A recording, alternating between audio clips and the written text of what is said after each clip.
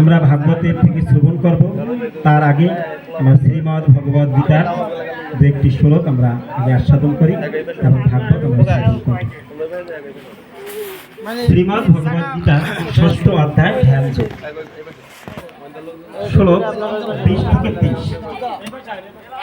ইয়াত্র পরমাতে চিত্তম নিরুদ্ধাম যোগ সেবয়া ইয়াত্র চৈবাত্মনা পশ্যনাত্মনি তুষ্ট সুখমাত্যন্তিকম ইয়াতৎ বুদ্ধিগ্রাহমতীন্দ্রিয়ম ব্যক্তি যত্র না স্থিতঃ তত্ত্বতঃ ইয়ং লব্ধা চ পরং লাভং মন্যতে নাধিকং ততঃ यस्मिन् स्थितो न दुःखेन गुरुनापि विचालति तं विद्या दुःखसंयोगवियोगं योगसंगीतम्।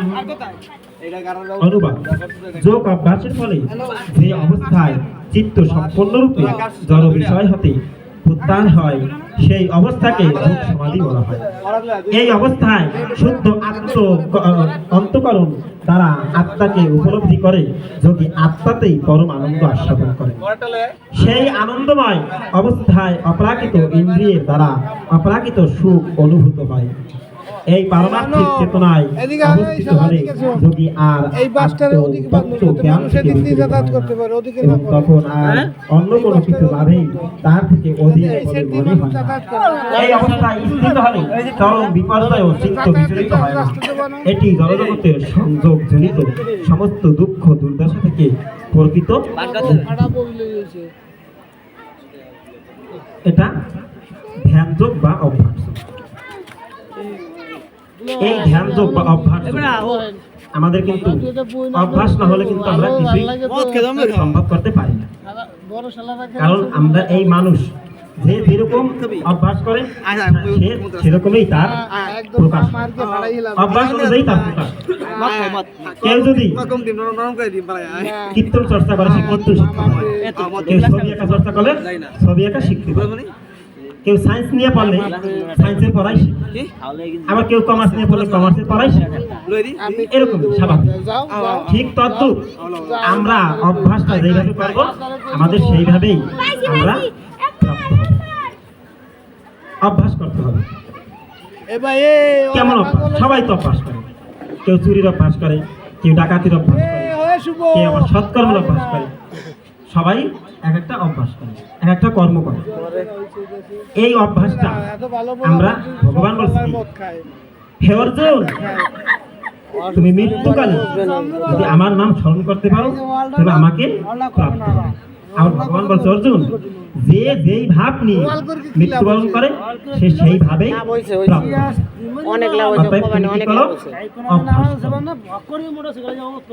তুমি তোমাকে অভ্যাস করতে হবে।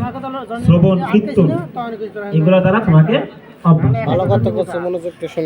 তাহলে এই অভ্যাসের দ্বারা সমর্থ হবে। কারণ সারা জীবন মনে করলাম যে অজামিল, সে তো মৃত্যুর সময় ভগবানের নাম স্মরণ করে মৃত্যুবরণ করছে, ভগবানকে প্রাপ্ত হয়েছে। তাই আমরা সারা জীবন অকর্ম কুকর্ম করব, মৃত্যুর সময় অন্তিম সময় আমরা ভগবানের নাম করব, তাহলেই বুঝি ভালো হবে, তাইলে আমরা ভগবানকে প্রাপ্ত হব। এরকম বলি না, তুই সময় হয় নাই ভগবান সেবায় যাইতে, এরকম আমরা কিন্তু বলি। তাহলে এরকম বলে কি হবে? গোড়া থেকেই ঠিক রাখতে হবে। এখন আমরা যদি গোড়ায় কিছু না দিই, এখন আমরা শুধু ওই যে অনেকে কি করে বালি আর সিমেন্ট দিয়া উপর দিয়ে ডলিয়ে যায়, কয়দিন পর চলতে চলতে উঠতে যায়। তা আমরা এরকম অভ্যাস করলে আমাদের চলবে না। আমাদের সবসময় কি করতে হবে? সবসময় যদি আমরা ভগবানের স্মরণ করি, সবসময় যদি সৎ চিন্তা করি, তাহলে ওই সৎ চিন্তাই আমাদের আসবে। মৃত্যুকালেও সৎ চিন্তা আসবে, আর না হলে আমাদের কিন্তু সৎ চিন্তা আসবে না। এই জন্য অভ্যাস যোগ। এই অভ্যাস যোগ আবার এইটার আর একটা নাম ধ্যান যোগ। এই ধ্যানটা কেন দিলেন? ধ্যান কি? অভ্যাস করলেই ধ্যান হয়, অভ্যাস করলেই ধ্যান হয়। ধ্যান কি? ধ্যান মানে চিন্তা। ধ্যান মানে কি? চিন্তা, বিশেষভাবে চিন্তা। তাহলে এই আমরা যখন অভ্যাস যোগে যাব, অভ্যাস যোগে গেলে কি হবে, আমরা ভগবানের কথা চিন্তা করব, ভগবানের নাম স্মরণ করলাম, অভ্যাস যোগে করলাম, ঈশ্বরকে স্মরণ করলাম। তাই এই স্মরণের থেকে, চিন্তা করা থেকে আমাদের কি হইলো, ধ্যান হয়ে গেল। এই জন্য এই অধ্যায়ের নাম ধ্যান যোগ। আর এই ধ্যান হয় কিসে? ধ্যান হয় আত্মা, আত্মায় ধ্যান হয়, এবং এই দিব্য দৃষ্টি দ্বারা ধ্যানের উপলব্ধি ফল অনুভব করা যায়। দিব্য দৃষ্টি দ্বারা আমরা কিন্তু দিব্য দৃষ্টি কেউ দেখতে পাই না। আমাদের মা দুর্গা, তার কিন্তু এখানে একটা নয়ন আছে, আমরা দেখতে পাই তার বিগ্রহে, কিন্তু আমাদের যে আর একটা তৃতীয় নয়ন আছে, আমরা কি দেখতে পাই না। যখন আমরা ধ্যান করি, ভগবানের চিন্তা করি, আমাদের মনের মধ্যে অন্তরে ওই চিত্রটা ফুটে ওঠে, ওইটা দিব্য দৃষ্টি দ্বারা আমরা দেখতে পাই। এটা কি হয়? এটা আমাদের যোগ, এটা হয় যোগ এবং আত্ম উপলব্ধি। এটাকে বলা হয়েছে আত্ম উপলব্ধি। যিনি সমস্ত ইন্দ্রিয়কে সংযত করে আত্ম উপলব্ধি হইতে পারছেন, তিনি আর কখনো বিচলিত হন না। এখানে বলছে তিনি আত্মতত্ত্ব জ্ঞান থেকে কখনো বিচলিত হন না। দেখেন আমরা এইগুলা কোথা থেকে পাবো? এই যে আমরা আজকে দেবী পূজা করলাম, মায়ের পূজা করলাম, ষোড়শ অপচারে, ষোড়শ অপচারে, ষোড়শ উপাচার মানে 16টা দ্রব্য দিয়া তাকে আমরা মাকে পূজা করি। 16টা জিনিস আমাদের দরকার। এই ষোড়শ অপচার, এগুলো কখন আমরা নাম শুনছি? হ্যাঁ শুনছি। ষোড়শ অপচার, 10 অপচার, ষোড়শ অপচার। ষোড়শ অপচারে পূজা দিতে হয়, এটা প্রধান। এই 16টা অপচার কি আমাদের?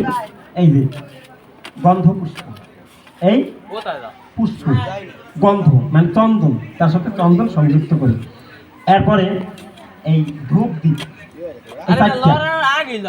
এরপরে নৈবেদ্য, তারপরে পানার্থদকম মানে পান করার জন্য জল, আচমনীয় দকম মানে আচমনের ধৌত করার জন্য জল, আর হলো স্নানীয় দকম স্নানের জন্য জল, এরপরে পুনরাচমনীয় খাবারের শেষে আবার যখন আচমন করবে তার জন্য আবার জল, এরপরে তাম্বুলম তাম্বু তার সেবার জন্য তাম্বুল, এরপরে বস্ত্র, এবার দিলাম কি বস্ত্র, তারপরে মধুপর্ক। এইভাবে আমরা 16টা উপচারে মায়ের আজকে পূজা দিয়েছি। এই 16টা উপচার দেখেন, এই 16টা উপচার না হইলে কিন্তু সম্পূর্ণ না হইলে মায়ের পূজা দেওয়া যায় না। এই যে মা দুর্গা, মা কালী, মা সরস্বতী, এদেরকে এই 16টা উপচারে দেওয়ার চেষ্টা করতেই হয়। না অসমর্থ হইলে সেটা আবার 2 উপচারও হয়, শুধু গন্ধ পুষ্প দ্বারাও হয়।